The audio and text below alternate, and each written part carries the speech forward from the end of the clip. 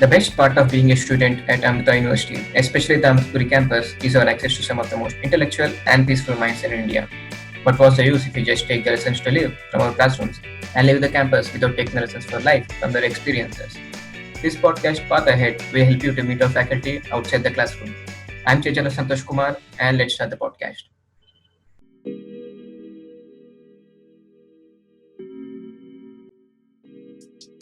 Our guest today is one of the finest and insightful professors at Amrita. Along with his profound knowledge in AI and data science, he's also a good mentor and a great human being. Our guest today is Dr. Vivek Menon. So, hello, sir, and welcome to the podcast. First of all, thank you very much for doing this with me. Yeah, Navashivaya, and thank you. It's an honor to participate in this. No, sir, the honor is mine. Yeah, but I also feel honored to be called in for something like this, to have a freewheeling discussion with one of my recent passed out students. So yeah, please. So let's try to follow a chronological order from your childhood to present and possibly future. So let's start with your childhood. Can you tell us about your childhood, your schooling, your favorite subjects while you're at school, things like that? I was born and brought up in Ernakulam. Otherwise, also people refer it to as Cochin today. Small nuclear family. My father, mother, sister. So I did my schooling from KG till +2. I studied at the Bhavans Vidya Mandir, or the Bharati Vidya Bhavan. So one of the oldest schools in Ernakulam district is this particular. There are a couple of, at this point there are many branches in Ernakulam itself, at least 4 or 5, but I studied at the oldest branch, which is in a place called Elamakara, which incidentally happens to be very close to our Amrita Institute of Medical Sciences also, our hospital. So I did my entire schooling. So basically from KG all the way till +2, I have been a Bhavan. So I'm like, as they say, a proud Bhavan's product. So subjects wise, science subjects always fascinated me. I still remember means in those olden day textbooks, in the first page there will be something interesting that will be written, and I still remember one of my relatives happened to once ask me what is science. So my instantaneous answer was what was there in that first page of the textbook. Maybe it's written science is fun. So even this relative who asked me this question, I would have been maybe in my upper primary or yet to get to high school, but somewhere in that middle, 5th or 6th. And then max subjects. But in the sense, these are subjects which I have closely followed and tried to put in some effort. Yeah, academically I was okay, never the first, but somewhere in the first 5 or something, right? But never first.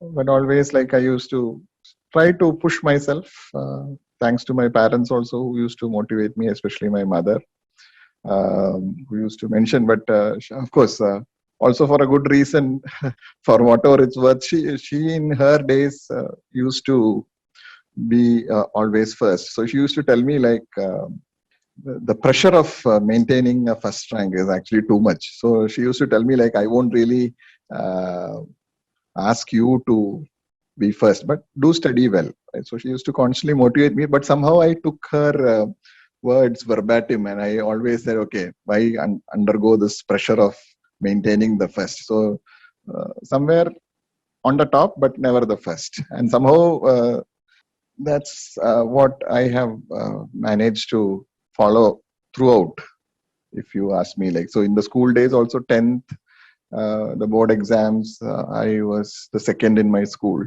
+2 also, I followed max computer science because of my interest in science. Interestingly, I had an alternate career path also available, because my father was a chartered accountant who had his own private practice. And as I mentioned, I have an elder sister.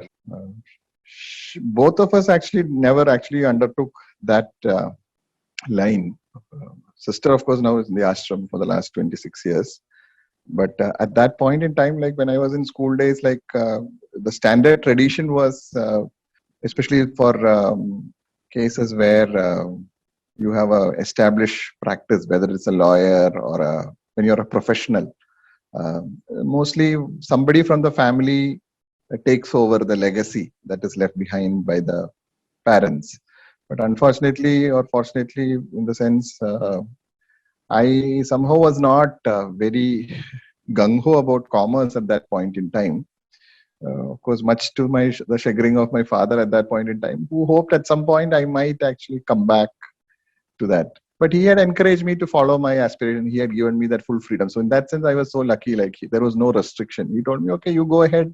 If you feel science is the way to go, you go ahead. And maybe if at some point, if you want to come back, you are always welcome to come back. So in that sense, I was very fortunate to never have been put on pressure. Like, okay, no, you have to take this because you have to continue. I was given that full freedom, and I was reasonably doing well also. So that way, like I went ahead. So school days up to +2 went pretty much smoothly. And as I said, for the +2 exams also, I think I came out to be the third in the. So as I said, second, third, this used to be my favorite spots. Great, great. So can you share us your experience with Amrita?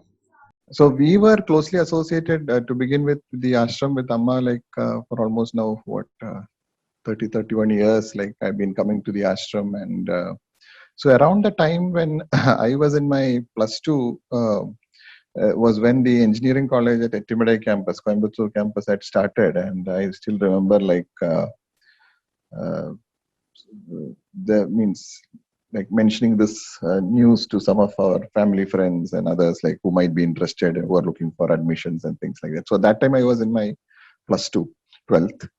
And I thought, okay, I should also look at that option later because since I'm also closely associated with the ashram. But unfortunately, for whatever it's worth, at that point in time, I somehow missed the entire Tamil Nadu entrance and only happened to write only the other few entrances. So Kerala entrance, of course, being one. So by the time, like when it was my turn, like I realized at that point in time, the first and foremost thing was to have written Tamil Nadu entrance. Somehow with the dates and everything, I totally missed out. So I felt a little sad and disappointed that despite having been associated and knowing about it, I was at a loss as to how I missed that. But then, anyway, I proceeded and I always used to consult Amma, seek Amma's guidance. When she asked me, like, yeah, you proceed. And I, in fact, went for counseling for the Kerala entrance and I had a reasonably good rank. I came up in the first 1,000, like I had a rank of 979. And we were, for that rank, I would have got like something like a mechanical engineering in Thrissur. So Thrissur, there at that point in time, Kerala had very few engineering colleges and government colleges, not many private colleges also. Most of the students used to always go to Karnataka or Tamil Nadu. So that used to be the standard practice. But of course, situation has changed from then to now. But that point in time, I didn't really wasn't sure like what would be my route. I said, okay, mechanical was quite famous at Thrissur and the Trivandrum Engineering College, both government, especially Thrissur was very famous for mechanical engineering. And I was fortunate to get a merit seat in that. But the first, initially we get only the private hostels. We don't get the government hostel and we have to stay somewhere close to the college. So Thrissur is like around 90 kilometers north of Ernakulam, an hour and a half or so or two by train. So I, also being a pure vegetarian, I had a little difficulty in the hostel where it was predominantly non-vegetarian. And also the government college, Kerala is also known for all kinds of political activism. And there were like some strikes also happening at that point in time. So being a newbie, that sort of disappointed me. Like there was a lot of disruption in classes. So then that set me thinking, and then I got to know like there are few lapsed seats at Ettimedai campus, and that's how I made the switch from. It was like the unthinkable for my friends in college because normally everyone goes from a private college to a government college, and here I am like doing something totally which is unconventional. I'm going from a well-established government college with very low, and the fees also is like very low, right? When you have a government college, from there to a private college. And so Amrita had just started in 94, and I'm talking about 95, which is a second year. So a lot of people tried to, means my friends there in the hostel before I left were trying to advise me, but I knew like something, there was something in for me there, and this is something I missed earlier, and I didn't want to miss the second time. So I used that opportunity and came to Amrita in 95. So I think my association with Amrita formally after, so up to plus two, it was with Bhavans. From that plus two, I graduated in 95. And from 95 till date, I've been fortunate enough to be associated with Amrita in various capacities, starting as a student and then student turned faculty. Right? So almost what now, 26 years since I have entered the hallowed portals of Amrita. And it's been nothing short of an exhilarating experience thus far. So I was fortunate also to be the first batch of computer science engineers, and this is something which it's like a badge of honor for me from the Etimadai campus. So the college started in 94 with 3 branches. And in fact, those 3 years, the first year was basically electrical, electronics and mechanical. And initially the college had operated from a rented premise in Coimbatore city. And then only in 95, we moved to the current campus, what is known as Etimadai. And I was fortunate to join Etimadai the same year that college started functioning in the Etimadai campus. So I spent a good 12 years on Etimadai campus in various capacities. After my engineering, I also did the management program at Etimadai, because that time we didn't have an MTech. We were yet to start an MTech, and so 99, 2001, I did an MBA in Information Systems and Finance. And then I continued there as a faculty. And then subsequently, while as a faculty, I also registered when we became a deemed university in 2003, I also enrolled for the PhD program, part of which the implementation was done at the University at Buffalo. And I was awarded the PhD from Amrita in 2010. So in 2010, I had the honor of being the first triple alumni, in the sense UG, PG and PhD. So in the sense like that's a coveted honor. So at least as far as Amrita, as you know, like has been going from strength to strength and with rankings and everything. And so at any point in time, this is, I'm sure there are many more who have come after me, like in terms of having done the same feat. But in the sense, at least I take a lot of pride in being the first. So, and continuing with the association. Yeah, so I've been in Coimbatore campus. In 2010, I moved to the Kochi campus in the management program after I lost my father. I had to just relocate to Kochi. Unfortunately, we had a management program which had just started also in the Kochi campus. And so I was able to seamlessly continue at Amrita and continue my teaching from Coimbatore campus. I relocated to my hometown, and the management program is actually co-located with the healthcare campus, the AIIMS hospital. So while there, I used to also visit the Amritapuri campus on a visiting basis, and also spend a couple of days here in the ashram and with my mother. My sister, of course, as I mentioned earlier, she is an ashramite, and she has been with the ashram for the last 26 years. So so I've been, since then I've been visiting Amritapuri, and then 2017, I again moved to the Amritapuri campus for good at as per Amma's instructions. So this was also after a personal loss. I lost my mother in 2017, and so we relocated to family, my wife and kid, we relocated here. And I've been fully associated with the computer science department. So almost for a good 16 plus years. So I've been teaching. So this is I finished 20 years as a faculty, of which around 16 years I've been primarily teaching for the management students across Coimbatore, Kochi and Amritapuri. And for the last 4 years, as I said, again, a little unconventional. Maybe that's something that is happening commonly with me, in the sense normally you expect someone to be start with a lot of technical stuff at least if you take the career path, it becomes technical to managerial.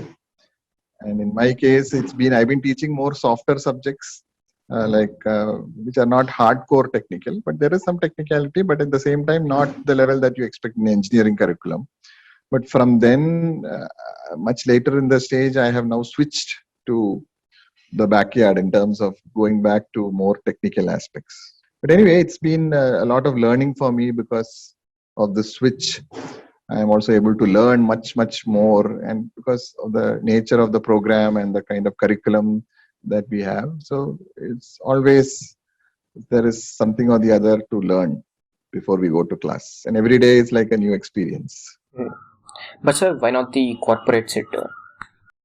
I have been fortunate enough to take guidance from Amma for a better part of my career, and I had at that point in time when I was doing my BTech itself, Amma had advised me to pursue higher education immediately after my BTech, and in fact, of course. There were also a few of my other friends, of course, who also were interested in higher education, but of course that was for their personal reasons. So we were, in fact, I remember like when even CIR was there in Coimbatore, we were the first few because to submit, like we would like to sit out of all the placements because we are focusing on higher education at that point in time. So initially my interest was to actually focus on higher education, and then maybe at later point in time, like see what transpires. But then subsequently, like by the time I again further got exposed during my management education, I got exposed to a lot of cutting edge research, also in the area of computer science and systems, thanks to some of the faculty who were there. And that actually kindled in me the desire to again pursue research. So even then, at that point in time, I was not sure. I didn't want to go for the conventional software industry because there was always that, as I said, that spark towards science. So I think that was still there, and my father also encouraged me, suggesting that maybe the PhD would be a right way to go. So at that point in time, like I realized maybe I have to again switch to research. But then, as I said, within the system at that point in time, there were no, like, I'm talking about almost 18, 19 years ago. Research, as we see today, like the emphasis on research was only picking up because we were a nascent institution and slowly getting established in the teaching and other aspects. But I was more interested in research. So at that point in time, I took up a teaching career so as to also balance my research. So that was only other opportunity. So I wanted to continue also whatever I've been doing in terms of the higher education and again pursue further. So that was one thing how it happened. But having taken close guidance from Amma, Amma had also advised me to continue and teach and do research. So that's basically it as to how it happened. But as I said, to begin with, there was always this attraction towards scientific research and not just end up in just do the typical software industry track. So sir, how did your spiritual journey with Amma start? That is again a very interesting incident in the sense like we first heard of Amma in 1984 when one of the Swamis happened to visit. Just all of a sudden he just popped up appeared at our doorstep, and he was mentioning that there is a magazine I'm sure you heard of Mathruvani. So at that point in time, it was known as Amrita Vahini. It was just released, and that was around in 1984. And so he had just gone out to for a subscription campaign and randomly came to our house. So he had not actually visited any of the houses in our street. He just randomly picked up our house, and he just walked in and he just rang the doorbell and just introduced himself and mentioned about Amma and this. And that was the first time that we ever actually got to hear about Amma. So this is 1984, so I was in my first standard. But I still vividly remember this visit. And we became, we had a generally like a spiritual background because my house was very close to a Krishna temple, just like less than half a minute's walk from my house. It was that close. So within our eyesight, right? It was within our range. We could see from the back door of our house. We could see the temple. It was that close. So traditionally, we have been brought up or groomed in that kind of an environment. I've been very regular in going to the temples until like we heard of Amma, and then even at that point in time, initially though we became subscribers of the magazine and got to know more about Amma, it took another 4 or 5 years before we finally visited ashram and saw Amma, means took darshan, because we have seen Amma separately in other venues when Amma was traveling, but to the Amrutapuri, or what was otherwise then known as Vallikavu and now known as Amrutapuri, we arrived in stages. My parents, mother and sister came in 1989. They paid a visit, and father and me came in 90. But ever since then, we have had like so many different experiences that reinforced our attraction to Amma. And since then, like since 1990 till date, we have been fortunately been associated from then on. So that is actually, so basically, as I said, there was a platform in terms of spiritual upbringing, thanks to the kind of culture that we were brought up in. And also, as I said, having studied in Bharati Vidya Bhavan also was a big added advantage. And then later on, so as I said, like, so I have like basically when you talk of your previous associations, like I just need to talk of only two. So KG to +2 Bhavans, +2 onwards till date Amrita. Right? So there are only two associations that I need to talk of. There is nothing more. That's interesting. So, sir, apart from Amma, who do you draw inspiration from?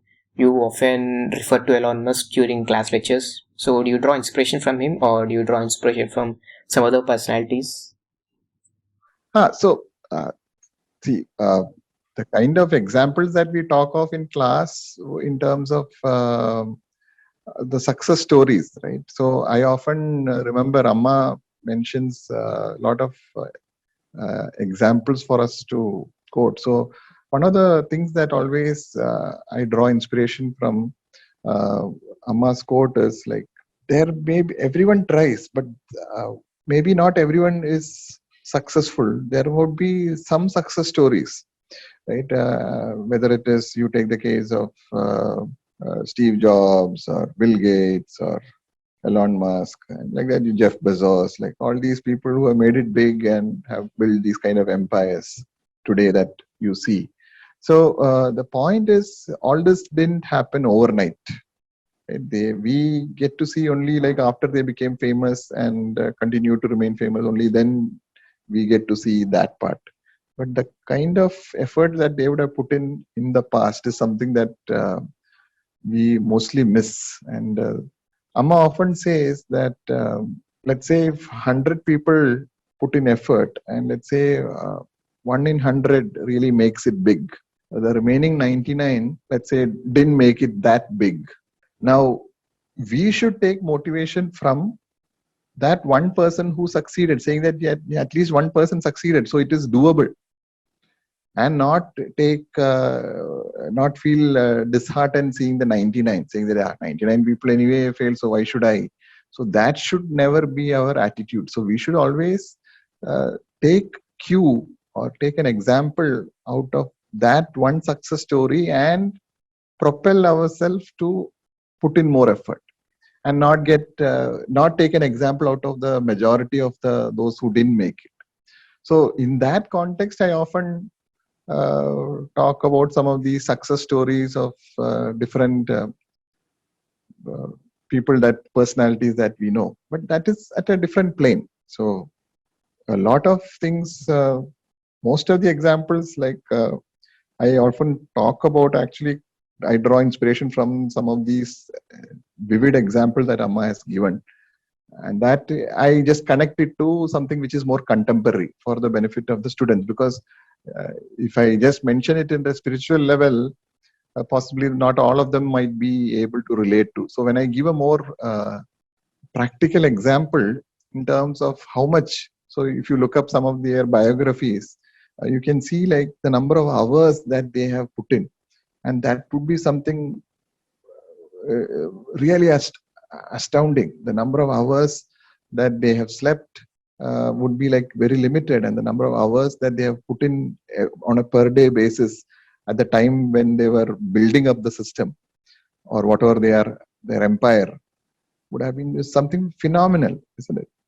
And also, like what we see as individuals, the society, what the society sees, as they say, like when you are carving out a figure, a statue, let's say a sculpture, as when the sculptor is carving out and chiseling out, there are so many blows that the marble or the wood, whatever be it, that is being converted into a statue, is taking in, right? Around the 100th blow, let's say, the marvel or the sculpture emerges, right? You get to see that sculpture. People often forget the 99 blows that it received before the 100th blow, and they only see that 100th step and say, oh, somebody made it big. But before that, there was so much of effort, and all this doesn't happen overnight. So we need to consistently put in that effort, and these examples of people who have made it big are sources of inspiration to us to put in that effort and not just sit back and relax. So that is primarily the reason why I used to mention some of these examples. That's a very interesting take. So, sir, what fields, according to you, will boom in the near future? Yeah, so I think AI, as we all know, is just going all over the place, right? So in terms of fields, actually, like every other field is going to witness some kind of a revolution in terms of the impact of AI on it. It's already happening now as we speak. The kind of interconnectivity we have, the kind of data that is getting generated almost everywhere, so many sensors, right?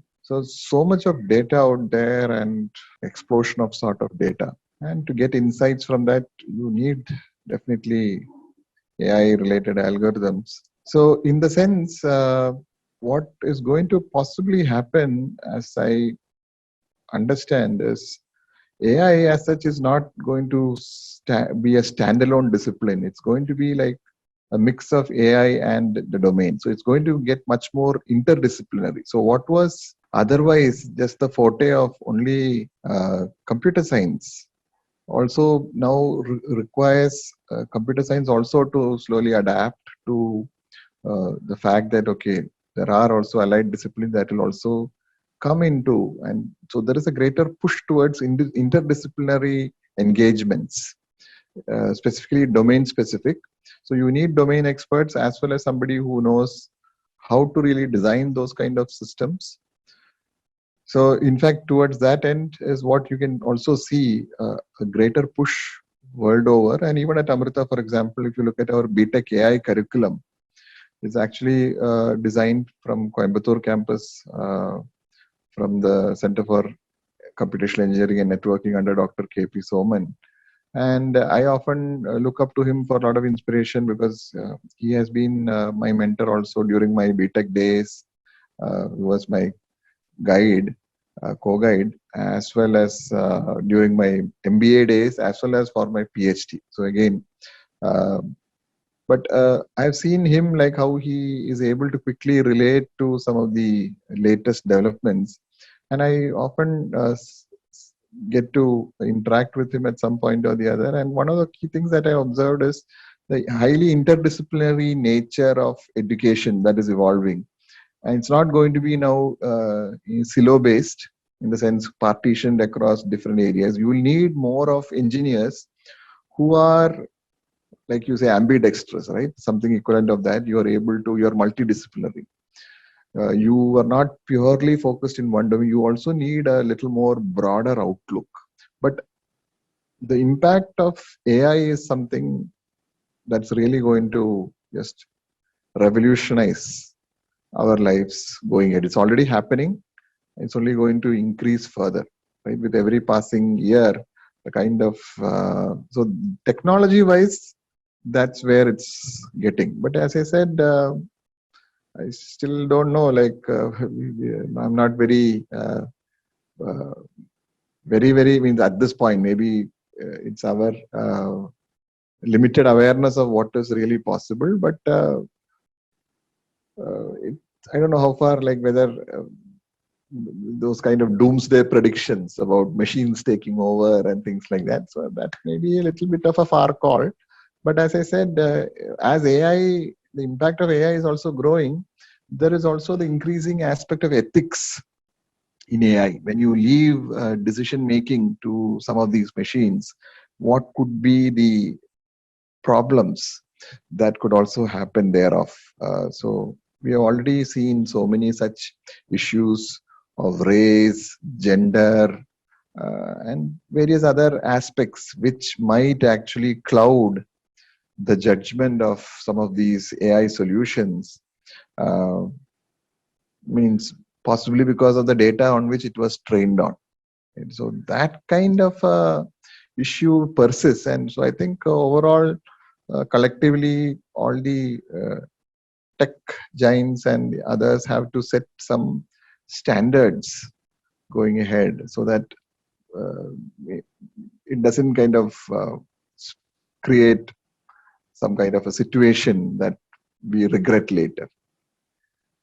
But as I said, the AI is something that I see like is going to just expand its horizon into almost every other domain that you can think of. True, true. So, sir, if you're given a chance to go back in time and start your bachelor's from 17 again, would you again focus on data science and AI, or would you focus on some other field?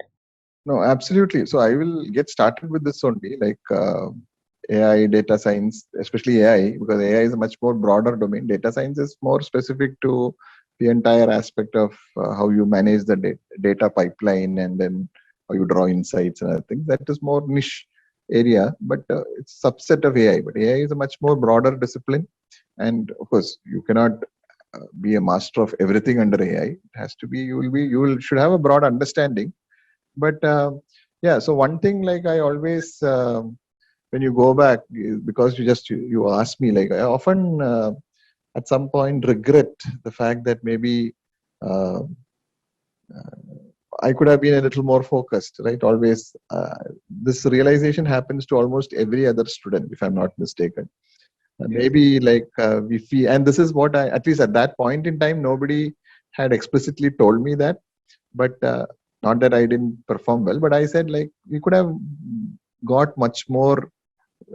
We could have access, let's say, for example, fortunately or unfortunately, I will put it this way: that we lived at an age where at least I graduated as a computer engineer without really accessing the internet. So imagine so I graduated in '99, and I still remember Dr. Soman sir, who was also our guide. At that point in time, this Java Beans was getting very famous. So for some code that we had to download, there was a textbook that we had, and there was a URL that was given. And he had suggested that maybe we should try to access this code. And at that point in time, the college was yet to have proper internet access. I'm talking about early '99, just a couple of months before we were finishing or graduating. And so I remember with my friend, who is currently like a senior architect in Infosys now, but at that point in time, we traveled to Coimbatore city, and we went to a browsing center with a floppy disk. And believe it or not, like we were so ignorant, we don't know what to do now. Like we had to ask the browsing center guy to kind of now set, this is a thing that we want to download, right? And can you just help us download and save it to the floppy disk? So imagine I graduated as a computer engineer without any access to internet. And from then to now, of course, but you can see like we have caught up with all that in a big way. That's a different story. But my point is, at that point in time, with whatever resources, so internet today you have, today you have a plethora of resources. It's a problem of plenty. You don't know what to focus on, and our attention spans have come down. But I was fortunate to at least live at an age where the mobile phones were not there, internet access was not there, but libraries were there. But even then, the number of students who really utilize the library and update themselves were very, very limited. I always aspired, like when I look back, I felt like the library was always calling out to us, but not many were there. We were all in our own world and make believe world. And at some point, this, especially when you are going to research, you always look back, you say, I could have been a lot more productive. All these resources were there, but why didn't I ever do it? And I always used to, in my classes, I used to always coax the students to say, like, this is the moment. Later, at least when I was a student, nobody explicitly told me, because I didn't have any student turned faculty from the same campus, because I was one of those first on the campus to have graduated in that mode. We didn't have anyone to say from experience of the same campus. So I used to take it upon myself, and almost every batch I used to teach, I always used to mention to them, like, tomorrow you should not regret that nobody pointed this out to you. We are not really being productive. We have a lot of resources out there, but somehow we are not planning our time in the best possible manner. And for that one reason, what is going to happen is time just flies, and then at some point when you look back, you realize you have to again burn the midnight oil or put in much more effort than what is needed.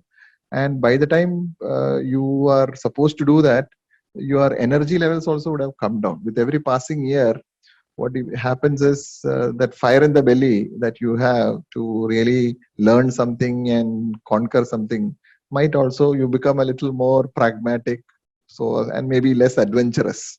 So while the going is good, while you are more adventurous, when you have that spirit, keep pushing and try to really expand your horizons of knowledge. Because I used to even tell some of the students, right, when the matches are going on, it's like you all have watched cricket matches and maybe all these movies and whatnot, but we didn't have so much of options then, mind you. But today, like there are plenty of distractions. I used to tell them, you know what, those movies, those matches, all the recordings will be available for posterity. You can watch them at leisure. But the time that you have now is something you will never ever get back. If you make hay now, sun will shine, right? So make hay while sun shines. In the sense, you say, while the time is available, or rather, just to correct myself, while it is happening now, unfolding now, give it your best shot. Don't try to procrastinate and then push it to a later date. And then at that point, you will always regret. And this regret is something that almost everyone goes through. That maybe, and we all give motivational talks to our juniors at some point.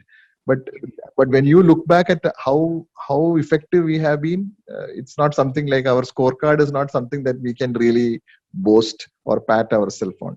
But nevertheless, at least there is no harm in actually suggesting to them that, yeah, because the point is everybody almost seems to follow the same trajectory, right? So that what you refer to as knowledge management, somehow the kind of outlook that I've seen from many of them is like, okay, we got it, like you don't need to advise us. It's okay, like it's for us to fall down and hurt ourselves and get some experience, and we'll again get up and walk. So what is happening is the same mistake that we made is also continuing, but now it's happening at a much more larger scale, because there are too many distractions. The mobile phone to begin with, and access to internet, while those are all big enablers, at the same time, it's at the hand of the individual, right? How you actually approach them. If you put your mind in the proper way, you can use it to really, like, so those are the examples. Coming back to what you mentioned about some of those inspiring stories of Elon Musk or Steve Jobs, right? How did they use that, leverage that to their benefit, right? And they didn't use it like, so there is a greater class of people who will just not realize what could be done with that, and they'll be content with what they are doing. Whereas there is another set of people who try to see what is the next system that they can build, or what is the next big idea that they can innovate on and build the next empire. So that kind of feeling has to, somehow you have to inculcate by being in the right company and not get distracted, so that you always learn from those people who have made it big rather.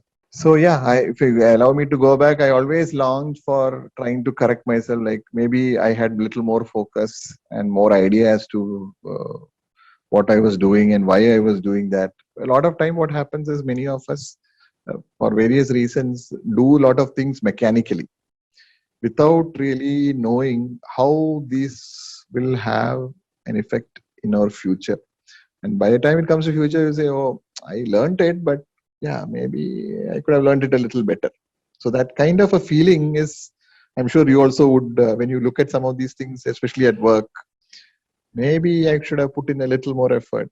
That feeling always comes to the fore, and it's pretty natural. I won't blame. It's all at end of the day. That's why we are all mortals or human beings. We are having our fair share of our shortcomings. But the point is, as again I mentioned, Amma always mentions, when you have a wound, are you going to look at the wound and cry, "Oh, I have a wound," or are you going to apply medicine?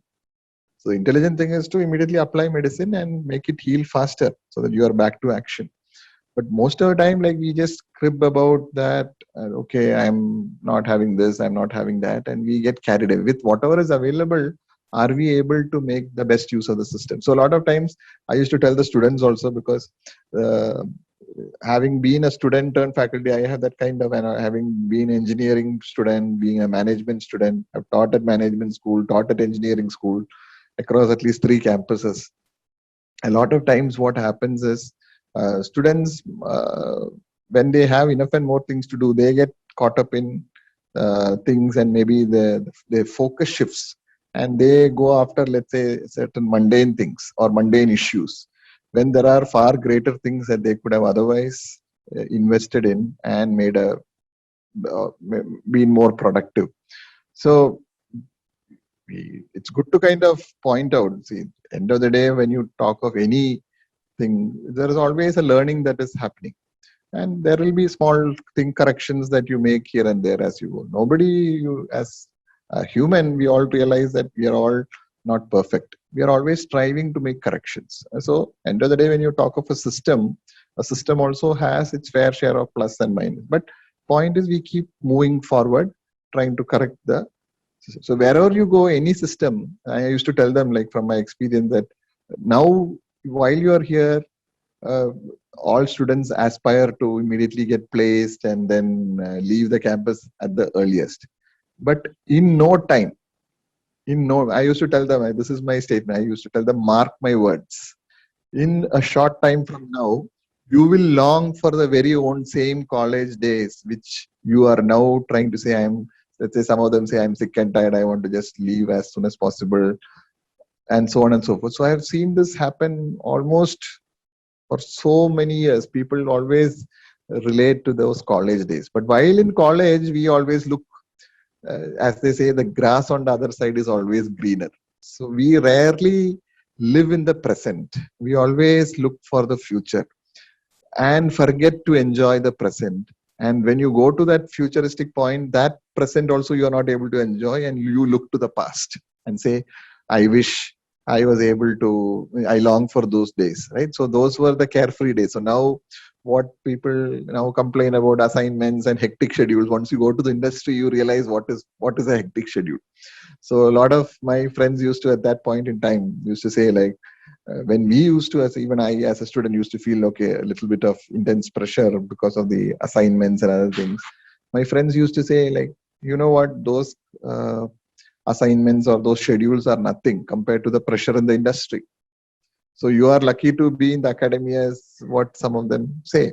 Of course, academia is a different ball game altogether. It has also over a period of time evolved, and you have different expectations today compared to how it was, let's say, 15, 20 years ago. Because that's how the entire dynamics are changing world over. But my point is, while you are in a particular system, you have chosen to be in a system. Now try to make the best use of it. But that is something that doesn't really happen. People get distracted with various ways or things, and then uh, lose the purpose for which they actually came here, and then pick up something and then leave. And then at a later point in time, when they get a little more experience, they are able to recollect and relate to the past and say that. So it's like a deja vu, like, oh, I've been there before. And so everyone relates to this. But the point is, when you, even if you speak to them at this point, it doesn't really make a much of an impact, because they want to get that experience, and later at some point they learn it, as they say, the hard way. Nobody wants to be practical and smart and avoid those pitfalls and then sidestep that and do better. Not, I won't say nobody, but majority of them will say it's okay, like, as I say, it's my life, right? So I know what to do. But at some point they realize this. And so I've also seen some of my former students who relate to me, like, I, I used to tell them, like, whatever you try to avoid the most in life, especially when you are in a class, if you say that this thing is something that I want to totally avoid, believe it or not, life has a very special way of coming back with that. It's like a boomerang effect. When you go to when you go to work, especially, sometimes that is what you're going to get greeted with. So I still remember, like, one of my students in the management school days. I used to also be teaching management information systems and all these Excel-based reporting. We used to uh, invest heavily in Excel as a platform and how to really analyze some of this data. So some of them used to have a different opinion that why should we even learn all this, right? Excel and other things. And they were focusing purely on the domain. Let's say in this case, it was finance. So this girl got placed in, I think, some MNC company, a bank, and she came back for an alumni meet the next year, and she was telling me, "Sir, I now regret that when you were telling this in class, I was having a different take on this, and guess what I'm doing now? I'm doing MI in my bank. I'm doing MIS reporting in Excel. I breathe in and out Excel only." So I wish, like, I had listened to your class at that point and not switched off when it was taught. So I've seen this kind of a pattern. This is just a specific example, but point is, like, somehow some things we don't relate to and then regret for it later. But point is, if we had invested in that because during the time at college is when you have the maximum time to learn, because while you're in the industry, the learning cannot happen. Means they will not allow you to learn while at work. They expect you to perform, and you have specific targets in terms of productivity and other things. Learning can happen. Learning often always happens, but you're not expected to take a textbook and study like you study in college, right? That's not what they're paying you for. So this is something I often tell students, that if you really invest now, life becomes easier then. Otherwise, you will have to find time. That work-life balance that you often aspire for once you enter the corporate world becomes very difficult to attain, because you always get busy. Mm. So, what's your take on work-life balance at an early age? When you're young, you have a lot of time and less responsibilities compared to when you're maybe late 30s or 40s. So, do you think it's a factor to consider when you're young? What's your take on this? Yeah, I think the general trend. I cannot speak for myself or like this thing, because I have not gone through that experience. But my understanding, based on my interactions with a lot of youngsters who have graduated and who have made it quite good in the industry, is the initial years is when you still have that, as I say, that maximum fire in the belly and that adventurous spirit, where you're freewheeling and you are not really settled in life, to say so. So at that point in time, it is really worth uh, investing in all possible ways that really help you to move up the corporate ladder. Right? There is no harm, but of course, it should not be at the cost of burnout. You should know like what are your limits. Right? So there is no point in burning out early. Right? So as they say, like every rocket, like if you compare it to a rocket propulsion, you have a long way to go. Right? So it's not like a short journey. So you have to be like, as they say, lambi race ka khoda, right? So you have to really plan for the long run, but at the same time, it's like a marathon. So you cannot be running too fast in the beginning because you have to keep going, and then you cannot afford to have like a burnout or a lot of people have often face what is known as a midlife crisis, right? So something in the corporate front also, like where they find suddenly now difficult to switch, or maybe they feel their work becomes something that could be replaced. That is happening. So they need to retool themselves and reskill, and sometimes they may find themselves not in a, really in a position to have that appetite or be in a position to really learn something afresh because that things seems Greek and Latin to them. So in a way, it is. I won't say that we should really overexert ourselves, but yeah, uh, we you will be able to. I would put it this way: the industry has its own working styles and depends from company to company. The work culture, and so they are familiar with what to expect from a youngster and what to expect from a slightly elder person and middle-aged person and so on. So that way they are also mature enough to make the assignments. Uh, so that way, so I would put it this way that lot of times people forget come to know about work-life balance or relate to work-life balance only after a few years at work. I mean, they're not really familiar with that concept because once they settle down, have a family, and then they need to find time for the family also. And if you are continuously working, it's going to be difficult, right? So that balance is going to be missing, and that will have a negative impact on the family also. And so, and that will again have a spillover. It's like a cyclic, vicious circle. So that problems in family will have also influence on your overall productivity at work. So it's always good to think of work-life balance right from day one itself. Right? In terms of even if you don't have, you're not settled down into with a family, and you have other your relatives and other things. So always make sure like it's not just purely you're immersed in that, because at some point you also need to take some time out and be around with other humans, right? And interact with them, and otherwise what happens is it affects your overall psyche, and you also become a little more introvert and morose, and like, so it's always good to start thinking of that balance, but the kind of balance that you need to have in the initial years before you settle down will be different from the balance that you will expect automatically once you settle down. So that would be my take, right? But as I said initially, those initial years uh, is something that you can really afford to take those, be a little more adventurous, right? You mean there is no harm in being a little adventurous to really, and of course, assuming that is also going to lead to your productivity and also ascent in the corporate ladder.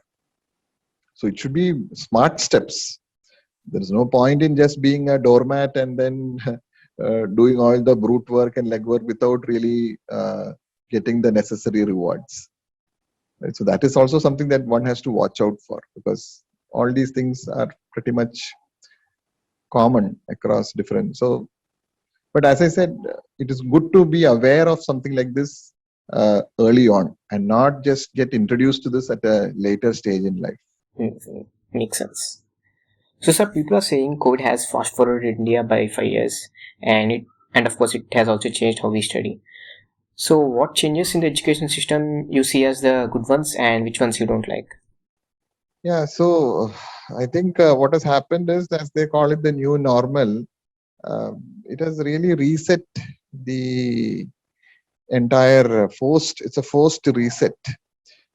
So earlier, for example, the concept of a meeting was physical, where everyone has to be located in the same place, and people used to travel from one office to the other or one location to the other, right, for a meeting and things like that. So now I think that expectation has more or less changed as far as corporate culture is concerned.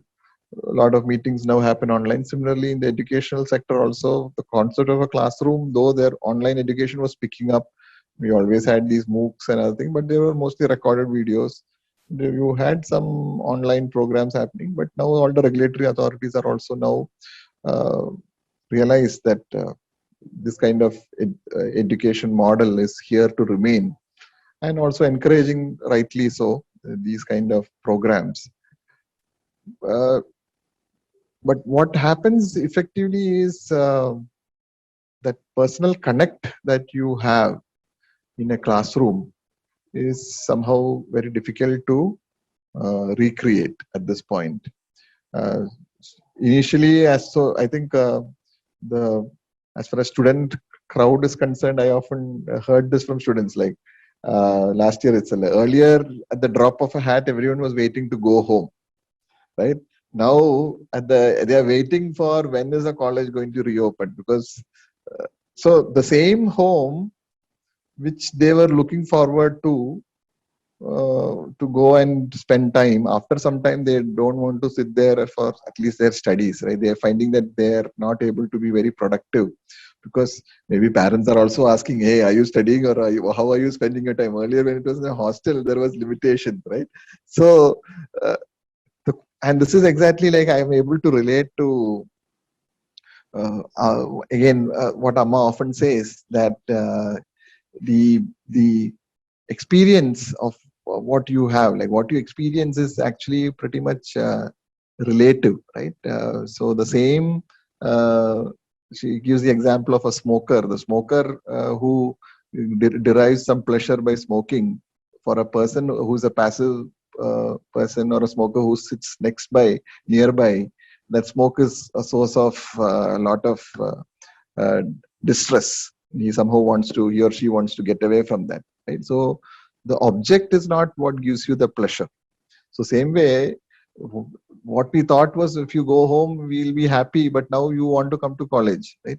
So same experience, right? Something very similar. So it is all in the context that we talk of.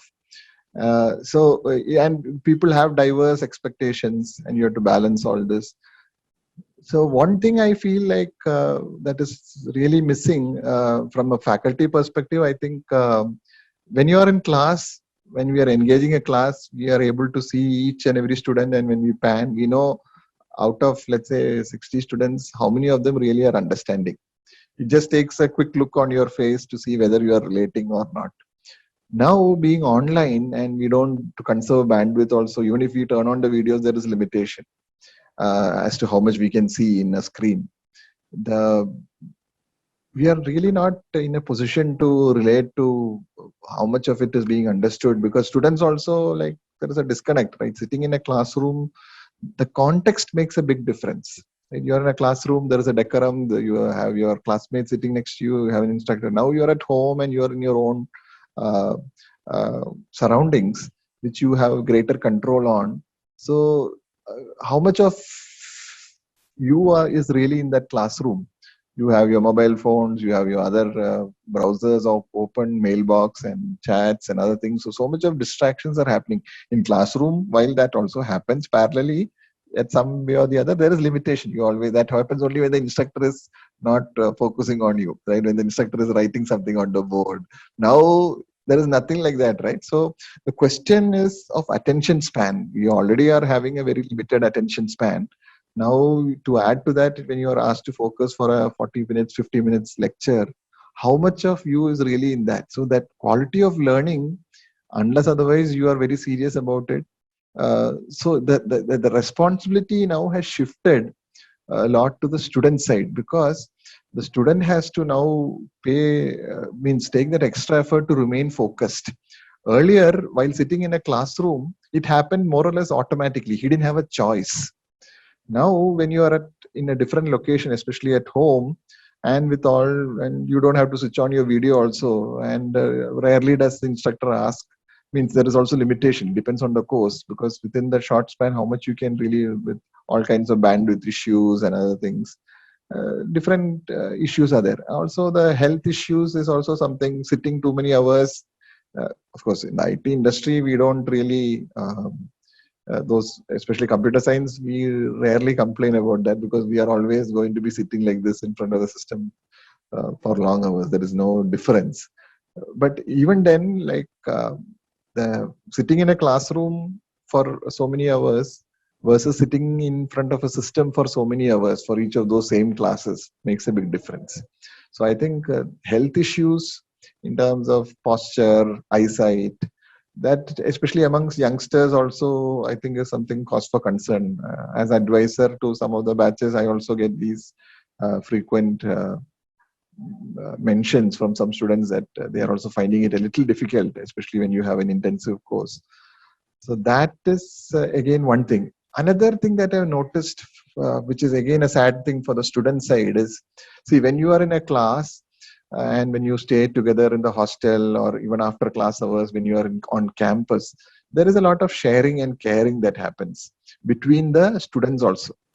So for example, somebody may be good in something, may not be good in something, but there are others who may be good in that, and there is this kind of redistribution that happens of knowledge, where people group together and have some group studies and things like that, because they are all in a hostel setting. Like, you can have like some combined study, and that's how a lot of people catch up. Now, being online, there is real limitation on that kind of. You can still do it, but for example, like if you take the case of some of the fresh admissions that we had from last year, these students have not seen the campus. These students have not seen each other in person. So now the weaker students sometimes find it intimidating, like they're not able to relate to concept. Though the instructor says, please contact me to clarify, they still don't have that personal bond, because they are not really seeing the instructor in person to have that kind of reassurance that, okay, that they can ask. Though we keep repeating, I often find like the doubts are never forthcoming. Rarely does anyone really open up. And the students also don't open up to each other also. So what happens is they are left to fend for themselves. So I think I know. So this is a sad part, that kind of learning that used to happen after class hours or in between class hours between the students, that kind of additional thing is totally missing now. And that has also affected the quality of learning, because again, left to themselves, like students also, when you are unmonitored, see, what you do when you're unmonitored really defines you in a way. So when you take an exam or a quiz, like it remains to be seen, like how many of them really live up to the highest standards that is expected. Right? There is often a tendency, because you have the internet access and this thing. So it is also difficult for so in that way, the good students who really don't really care about such things and really know the answers, because they are really prepared and they don't really need to look up anything and remain steadfast, they might feel that they are getting a raw deal. So this is also one feedback that I've seen, because many others who otherwise were not performing that well because of the plain fact that they were not putting the effort, now have a easy shortcut. With an online exam, they are able to perform or come up with similar marks like the toppers, which is of course why, like at least at Amrita, we have also kept this Viva. Right? So that way there is some reassurance in terms of what exactly you know. So it's not just an online exam, there is also a Viva component to really assess you. So that Viva component, you can imagine, is also like a very for a student, it may be a 10-minute affair, but you can think about the faculty who has to now go through the Viva process for each and every student. and you don't have like the luxury of a long window. Within a short span of time, you have to complete this. So you have to switch from one student to the next student to the next student to the next student. So that also is also a big expectation, and in that sense, faculty also, like you can imagine, when you speak to so many different people back to back, it becomes very difficult. Earlier, we didn't have this kind of a viva. We just had an exam, and you used to be monitored by an invigilator, and you submit the exam, and that's it, right? But now you have an exam which is unmonitored, but you have a viva which here you have one-to-one interaction. And viva lasts easily 10 to 15 minutes. So in an hour, you can do at the most 4 or 5. So if you are talking about a class of 60 students minimum, so you can imagine the dynamics. So those are some of the key aspects, I think. So we have to now wake up to the reality.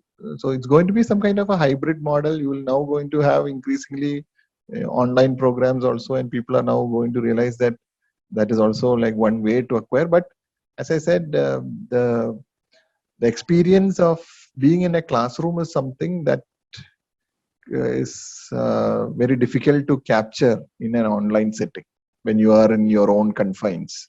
When you sit in a class next to your classmates and in front of the instructor, the ambience and the context is very different from when all this is happening virtually. So, sir, from your experience, what advice do you give to us who are early in career and for the first years who just started their engineering? Yeah, for the early career students, like employees, like who have just now become employees of various organizations, I would definitely suggest that you make sure like you give your best shot. Uh, Never compromise for anything which is substandard in terms of your effort. Always make sure like you have your 100%. The moment you start compromising on your efforts, it's automatically going to be also reflected in the quality of your work, and also immediately going to be observed by your peers as well as your superiors. And industry, as you all know, rewards the performers. That's the way it is. So whether we like it or not. So naturally, to really go up the corporate ladder, because you are not expected to be coding lifelong, right? There is a clear career path ahead of you, and those who really make it big to the top have made it with their efforts. But also an important aspect that I would like to emphasize here is, while you put in your effort, also make sure you stick to your ethics. Right? Never compromise on ethics. It may have short-term gains at some point, but it will only lead to long-term pain.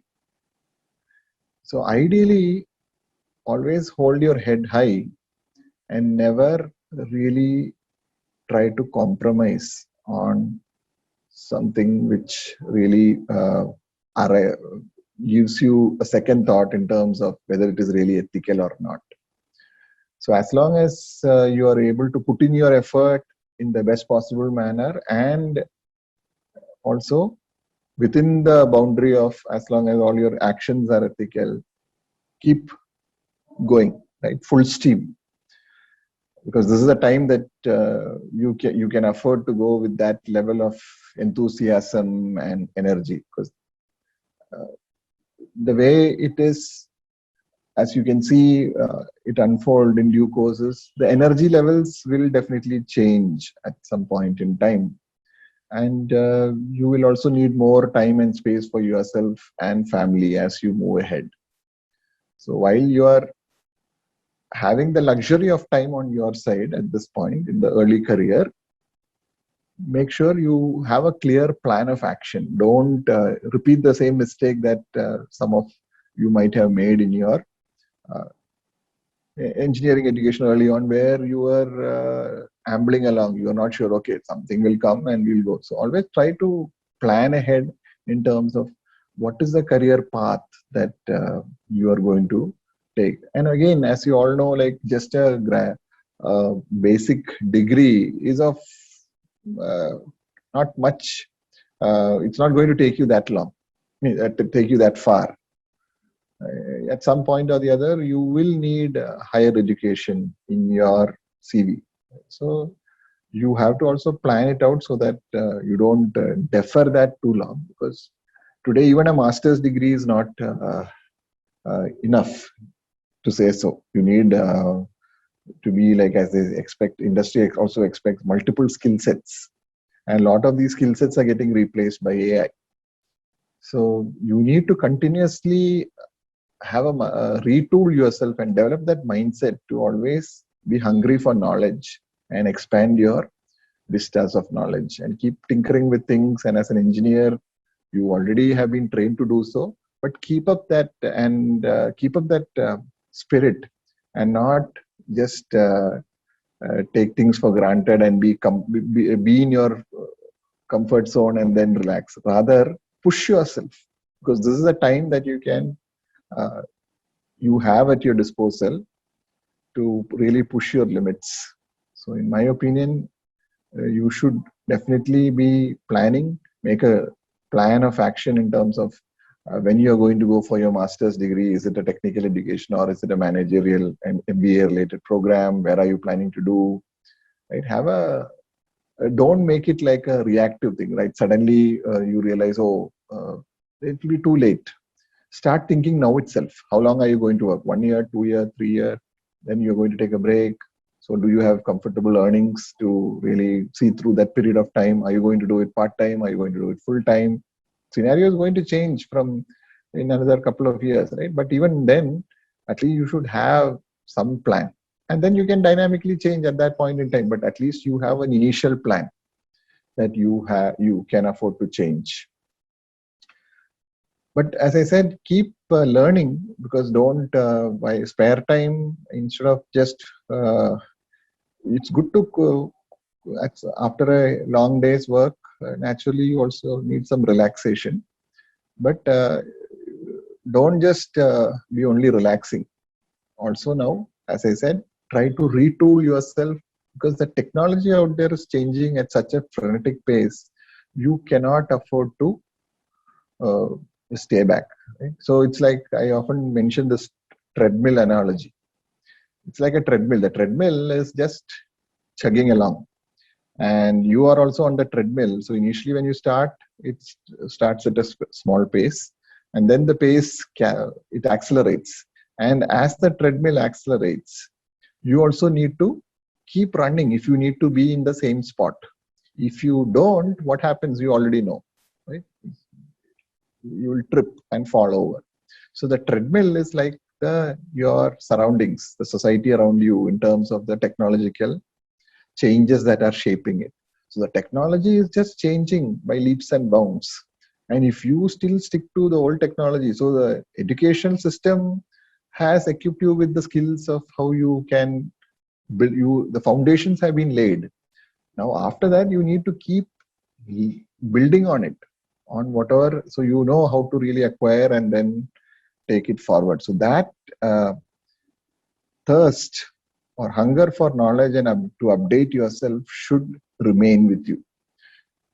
And those who are able to have that and translate it to action, they will definitely find success. If not now, in due course. Things will happen, right? So, but point is, you need to be patient and keep trying, and not just get disheartened and then pull out. You have to keep pushing yourself, and especially this is the time where you can do that maximum. So that is as far as a newbie engineer is concerned. This is my personal advice. For the engineering student, as I mentioned earlier, have a plan of action. A lot of time what happens is you join a program and not really knowing like why you have taken it. Maybe it could have been somebody's advice, but whatever be it, now that you're in a program, try to realize the fact that this is the way to go now. make sure you put in the best efforts, and again have a plan of action as to what you want to achieve, what are the topics. So try to rub shoulders, try to find out from your seniors what is happening, and then have a plan of action so that you are able to really make the best use of those 4 years. A lot of time what happens is people realize this by the fag end as to what they could have done, whereas those smart, there are certain smart students who already have set sights on what their seniors have achieved and say, okay, if they can do it, let me start. So just like they arrived here because they have put in that effort for so many years. Once you have arrived here, it's a new equation altogether. So start planning. So there is a very famous ad. I think I mentioned this to you in the software project management also, right? If you fail to plan, you plan to fail, right? So that need for planning is very important. Plans will change, but the question is, do you have a plan to start with, right? In terms of what you really want to achieve. And if possible, I would suggest a lot of times, I used to advise this to a lot of my students whom I used to mentor. Ideally, keep a diary of how you spend your day. A lot of time we don't have any clue as to how a day went by. So in fact, this actually goes quite well with data analytics also. See, if you can't measure, you cannot manage. So if you want to know how productive you are, how much time are you spending on this subject? How much time are you spending on the other subject? How much time are you spending idly? How much time are you spending on Netflix? Right? So all these things, if you have a note of your daily actions, at some point in time, if you want to just look back, you can have some clear statistics of where you are actually spending your time. And then you will be able to actually discover where are those leaks. So is there room for improvement? Are you really being productive? So that, because after a month, see, we don't even remember what we did in morning 9 o'clock. So how can you even remember how we spent last week? But if you have noted it down, this makes a huge difference, because everything is documented. You can just flip the pages, or if you have today all these online softwares also, which actually help you to manage your day-to-day schedule. So if somewhere or the other, of course, there are concerns. Some people may have concerns about privacy and everything, but maybe just use a diary at least to give you insights in terms of what are the key activities that and how much time you spend. So you will be surprised, frankly, when you actually look back as to how much of productive time is getting possibly not being used the way it could have been. So this will really help you become a better person managing yourself, because end of the day, it all starts with managing oneself, right? So only if you're able to set yourself the high standards. This is again something which Amma often says, right? It all starts with us. You be the change, right? So if you realize how, instead of advising others to change, if we change to within ourselves, then that will be the first step, and the others will also take inspiration from that. The problem is, we see some of these examples, but we are in our own comfort zones and feel that maybe that's enough. That should not be the case, right? So the world out there is very competitive, and if you need to really make it big, you have to really strive and put in that effort. So I think that is my advice for the fresh engineering student, that they should clearly try to now build a plan of action as to what they would like to do. And of course, that plan can keep changing because technology is also changing, but at least have some idea they should know.